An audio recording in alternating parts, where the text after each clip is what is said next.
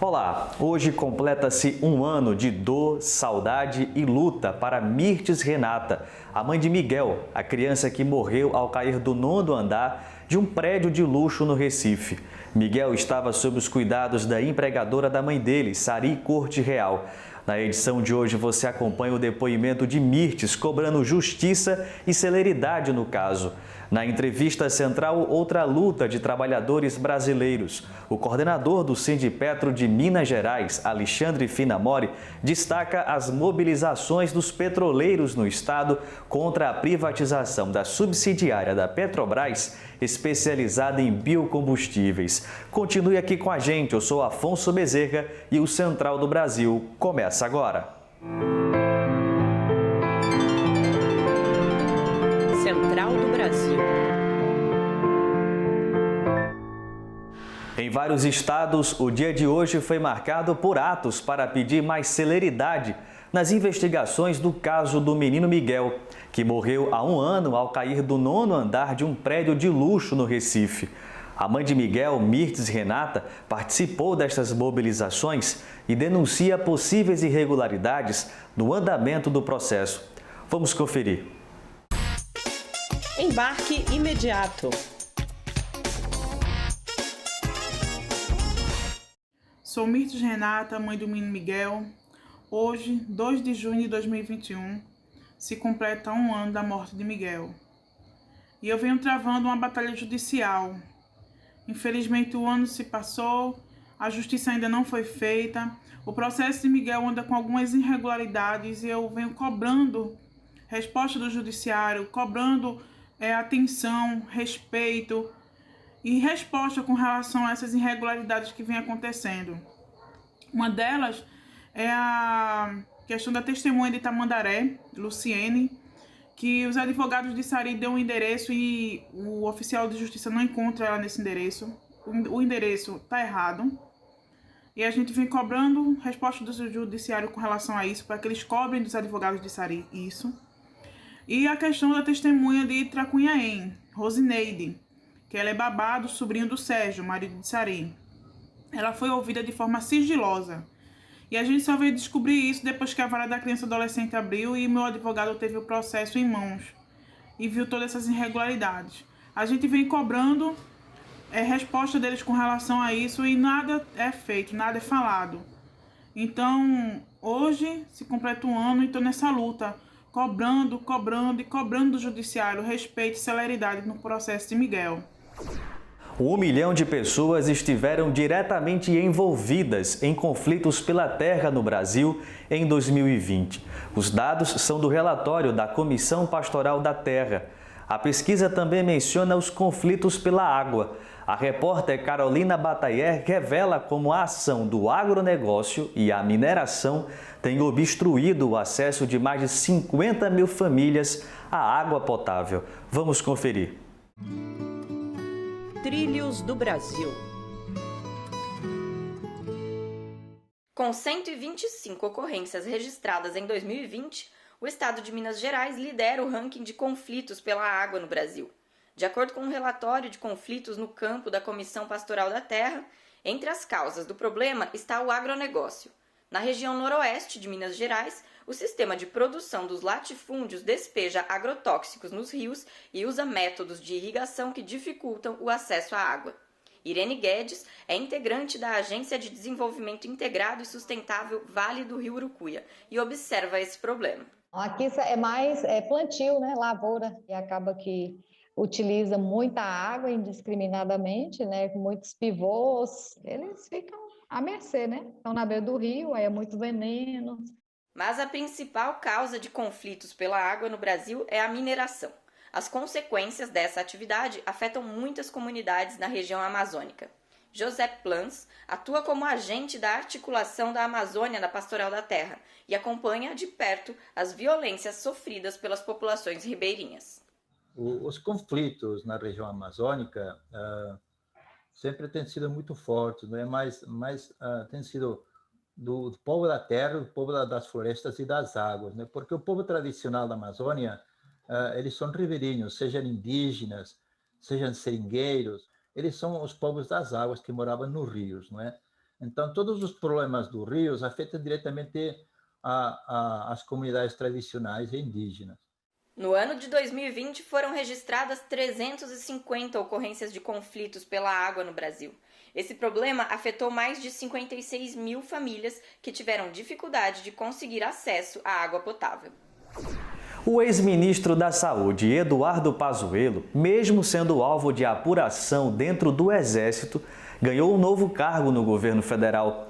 O presidente Jair Bolsonaro o nomeou como secretário estratégico da Secretaria de Assuntos Estratégicos da Presidência da República. Enquanto isso, na CPI da Covid, os senadores alinhados ao presidente insistem na convocação de governadores e prefeitos para uma rodada de depoimentos. Outros detalhes com Nayata Wani. Nacional.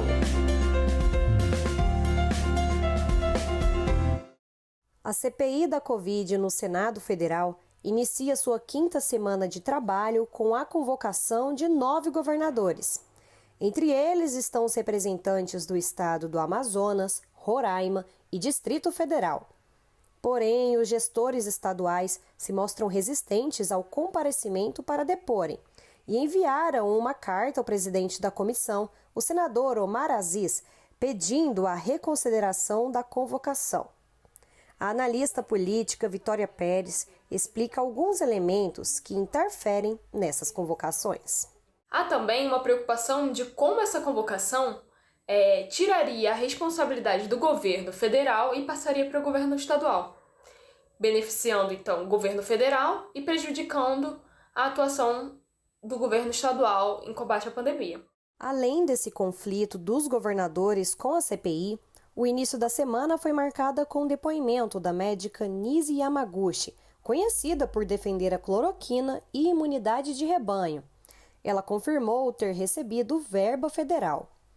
Os senadores também aprovaram a reconvocação do ex-ministro da Saúde, o Eduardo Pazuello, e do atual ministro da pasta, Marcelo Queiroga.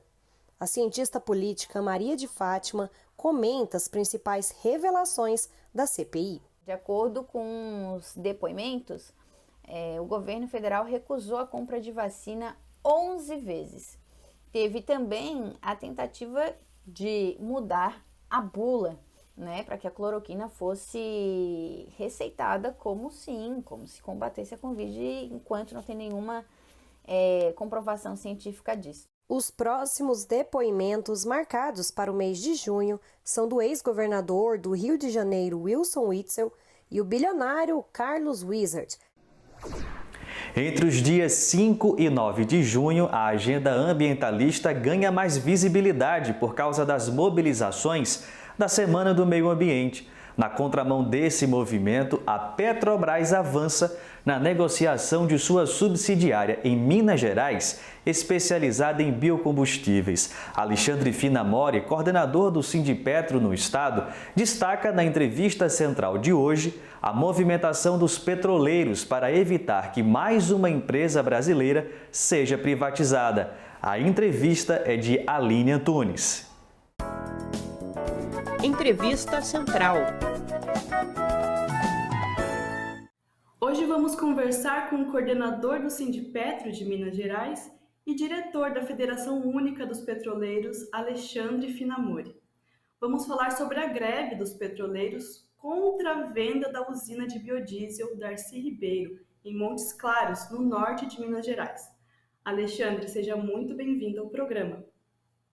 Entre as reivindicações da greve estão a defesa dos empregos, do desenvolvimento regional, da pesquisa e tecnologia, mas também a garantia da produção de energia renovável no Brasil. Como a privatização afeta o chamado braço verde da Petrobras? A Petrobras Biocombustível ela é o braço que prepara uma transição energética para o país através da Petrobras. É uma lógica que nós precisamos preparar a empresa e o país para um futuro onde a gente não seja dependente de combustível fóssil. Então hoje, você desmontar a Petrobras Biocombustível vai ao encontro da lógica desse governo que é inimigo ao meio ambiente de acabar com o nosso futuro sustentável. Estamos na Semana do Meio Ambiente e as pautas que envolvem produções sustentáveis acabam ganhando destaque no momento. Como você avalia a importância da Petrobras Biocombustível para o desenvolvimento econômico e social do Brasil? De extrema importância. Só deixar bem claro que quando o governo, ainda no governo Lula, investiu nessa lógica de combustíveis renováveis, sustentáveis, em 2004, mesmo com incentivo fiscal e tributário, nenhuma empresa quis investir no Brasil nessa lógica. Apenas a Petrobras, que iniciou com 3 usinas de biodiesel no semiárido, em Candeias, Bahia, em Montes Claros, Minas Gerais, Quixadá, Ceará. Porque, para além de ser um combustível mais sustentável, um combustível a gente chama de diesel verde, também tinha a lógica de usar a produção da agricultura familiar. Então, é uma sustentabilidade não só ambiental, mas também social. Como você comentou, a Petrobras Biocombustível nasce com esse objetivo de incorporar o Brasil em um novo ciclo de combustíveis. Você poderia contar um pouco mais dessa relação com a agricultura familiar? Em 2004, quando surgiu o PNPB, PNPB é o Plano Nacional de Produção e Uso de Biodiesel, que foi elaborado em 2003 e lançado em 2004. Nele, você colocava incentivos fiscais e tributários e uma obrigação que parte do diesel usado no Brasil contesse biodiesel. Lógico, numa progressão pequena, mas elevando. Começou com 2% e chegaria em 15% logo mais. Mas ainda assim, para realmente as empresas terem o selo verde, que é esse benefício fiscal, a produção deveria vir da agricultura familiar. Até hoje, nenhuma empresa privada topou essa tarefa, esse desafio. E de acordo com a avaliação dos petroleiros que estão em greve, a quem interessaria essa privatização da usina Darcy Ribeiro e como que essa privatização afeta a população brasileira? Uma lógica de governo anti-Estado. Então você tem um interesse político com a destruição de todas as estatais, inclusive a Petrobras Biocombustível. Ainda assim, sabendo que o meio ambiente não é um foco de proteção do governo, ela se torna uma estatal não interessante para o governo. Quem tem interesse econômico e comprá-la é o agronegócio, porque quem compete com essa lógica sustentável nossa é a agroenergia. O que é agroenergia? Um monocultivo de soja. Quando a commodity de soja fica interessante, você vende soja. Quando o preço cai, você vende energia. É uma lógica de produção que, inclusive, compete com a soberania alimentar. Para a região, é um fato muito perigoso, porque nessa lógica do agronegócio, essas usinas elas operam ou param de operar de acordo com o interesse econômico. Você já ouviu falar em Nordeste Futurista?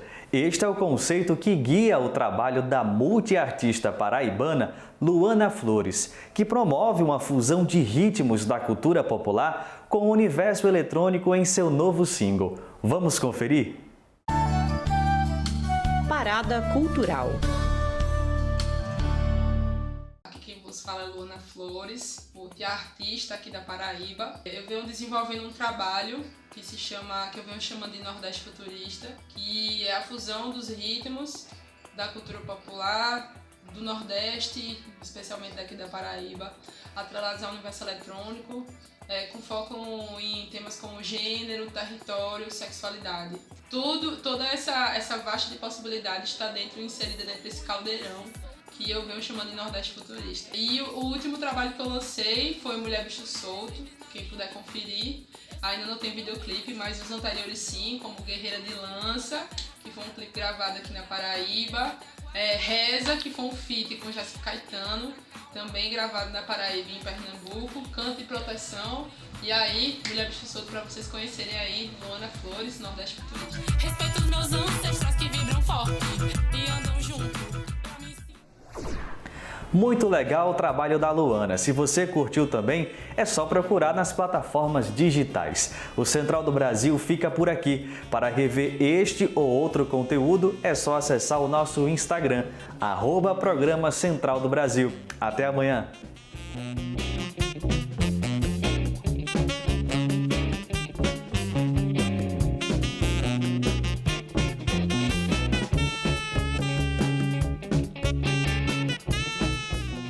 Central do Brasil, a rede de comunicação dos movimentos populares.